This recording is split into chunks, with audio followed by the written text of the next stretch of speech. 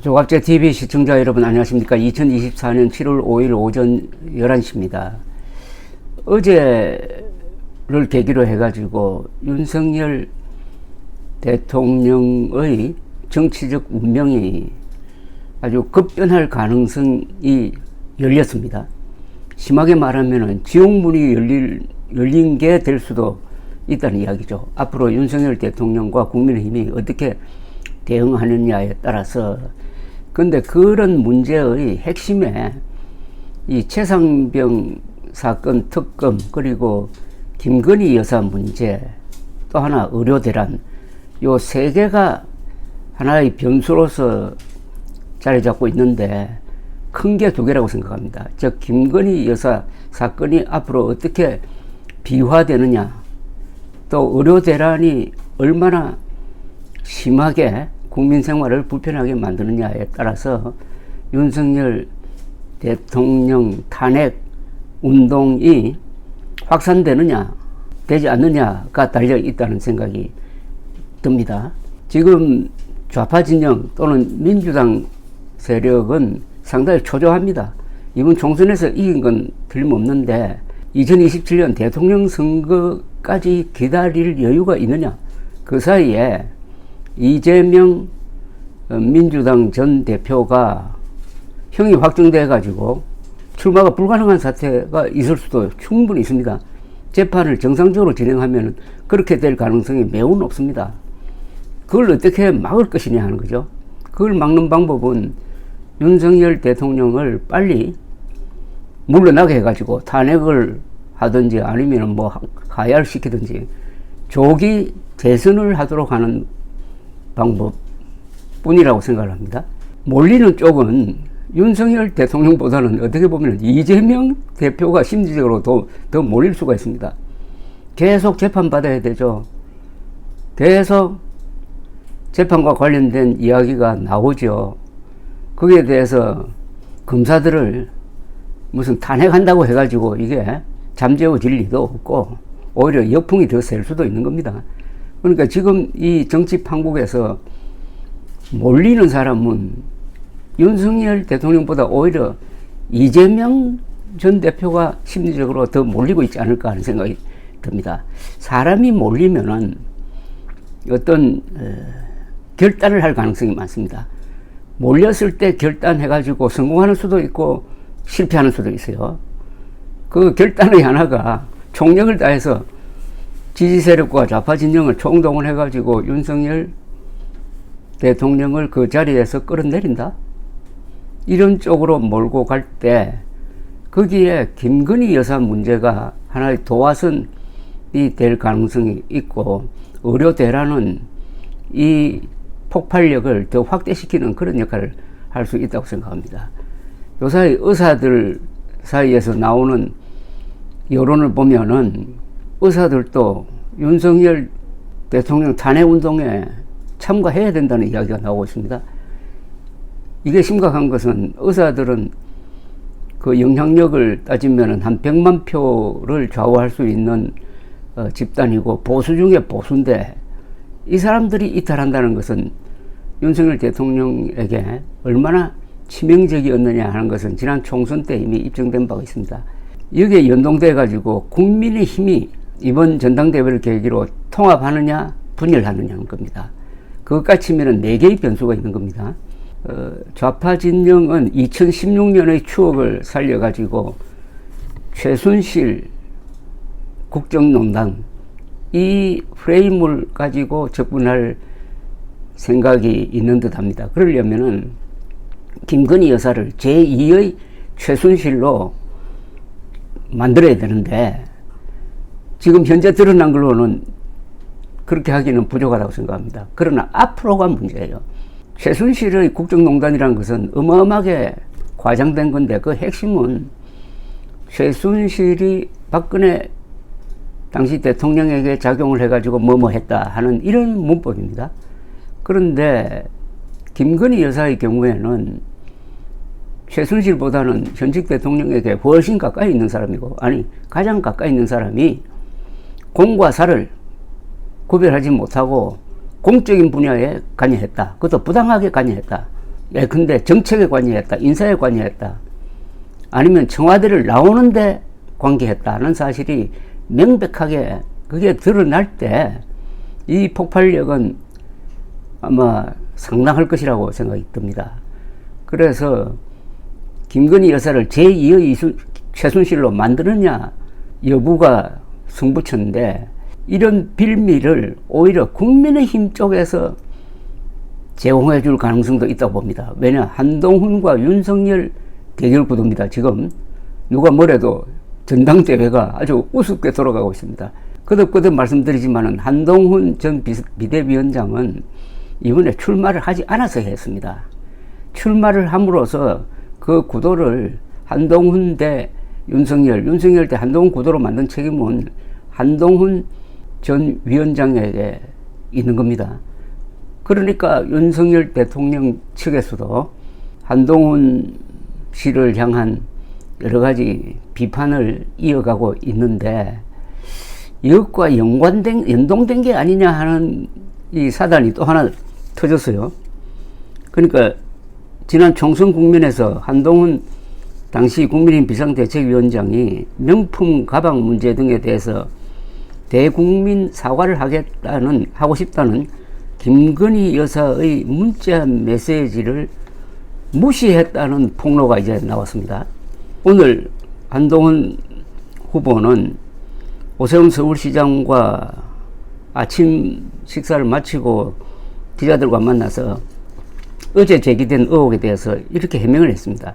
집권당의 비대위원장과 영부인이 사적인 방식으로 공적이고 정무적인 논의를 하는 것이 적절하지 않다고 생각했다. 총선 기간 대통령실과 공적 통로를 통해 소통했다. 국민의 걱정을 들어드리기 위해 어떤 방식으로든 사과가 필요하다는 의견을 여러 차례 전달한 바 있다고 했습니다. 문자 메시지를 묵살했다는 주장에 대해서는 부인하지 않았어요.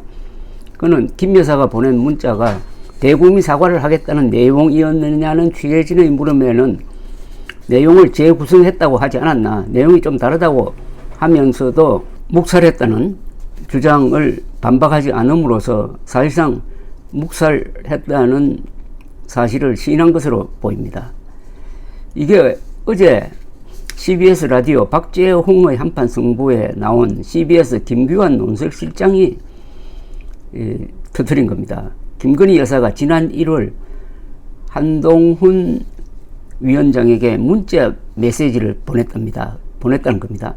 그 내용을 공개를 했습니다. 이게 어떻게 공개됐느냐 하면은, 이거는 아무도 아는 사람이 김건희, 한동훈 두 사람밖에 없을 텐데, 김건희 여사 쪽에서 공개했다고 의심할 만합니다.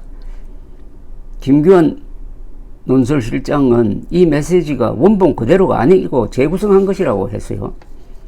재구성했다고 해가지고 뭐 거짓말이라는 이야기는 아니죠. 김 논설실장의 주장에 따르면 김 여사는 당시 국민의힘 비대위원장이었던 어떤 한동훈 후보에게 문자 메시지를 보냈는데, 최근 저의 문제로 무리를 일으켜 부담을 덜어 송구하다 몇 번이나 국민께 사과를 하려고 했지만 대통령 후보 시절 사과를 했다가 오히려 지지율이 떨어진 기억이 있어 망설였다. 그럼에도 당에서 필요하다면 대국민 사과를 포함해 어떤 처분도 받아들이겠다고 했다는 겁니다. 사과를 하라고 하면 하고 더한 것도 요청하시면 따르겠다. 한 위원장님 뜻대로 따르겠으니 검토해 주시기 바란다고 했다는 겁니다. 김 논설실장은 문제는 이 문자를 보낸 이후에 한 위원장이 이 문자를 흔한 말로 읽고 씹었다는 것이라면서, 그러니까 답을 안 했다는 이야기로 보입니다. 여사가 굉장히 모욕감을 느꼈다는 이야기를 들었다고 했습니다. 김노슬 실장은 이 문자가 간 시점이 1월 18일에서 21일 사이였다고 주장을 했어요. 그는 한 위원장이 작년 12월 26일 비대위원장에 취임했고, 그러고 나서 김 여사의 디올백 문제가 한참 시끄러웠다.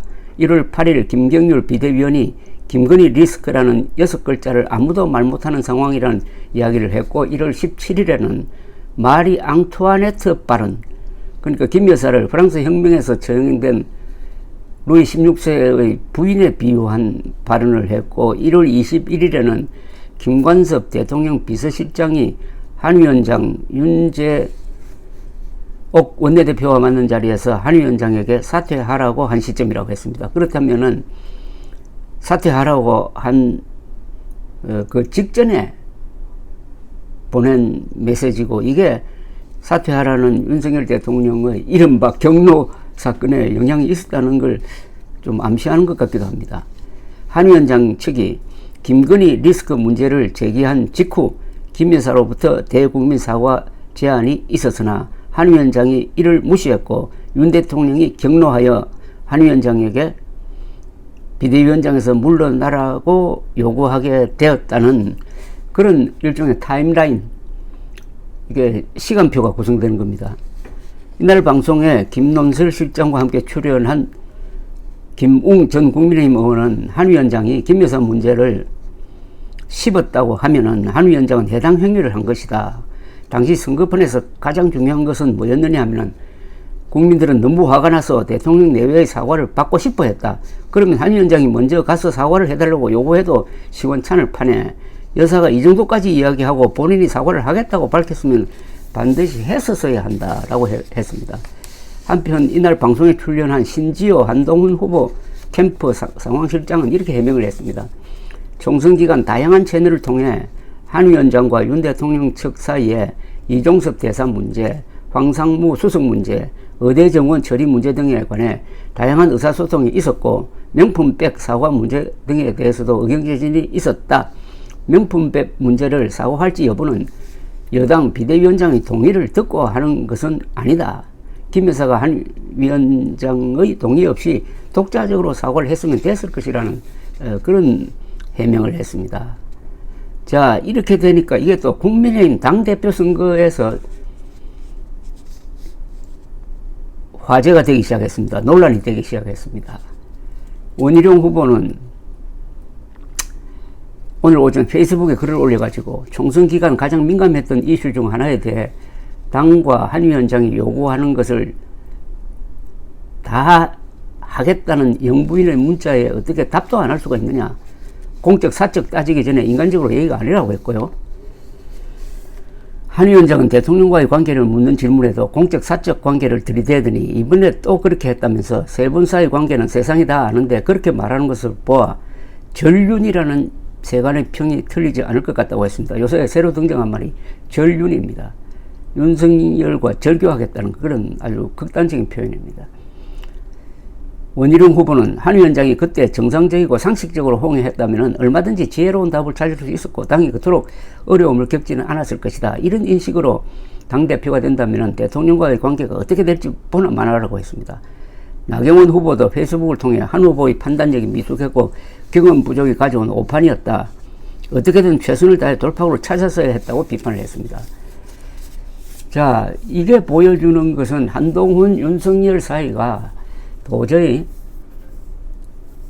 봉합될 수 없는 감정적 어떤 관계다 하는 것을 확실하게 지금 드러내고 있습니다. 한동훈, 김건희, 윤석열 이 세 사람 사이의 그 다정했던 관계가 왜 이렇게 됐느냐 하는 것을 지금 따져봐야 그걸 뭐 물릴 수가 없는데 현재 상태에서는 그 감정이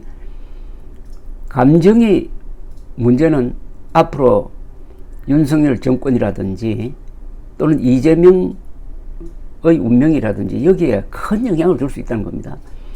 저는 한국에서는 이념이 가장 큰 전략이라고 이야기는 합니다. 이념이 김일성 세력과 대한민국 세력을 가르는 그 이념적 관점에서 정치를 해야 그게 제대로 되는 정치가 된다는 주장인데 한국적 현실에서는 그 이념보다도 감정이 더 중요하다는 것을 느낄 때가 많습니다.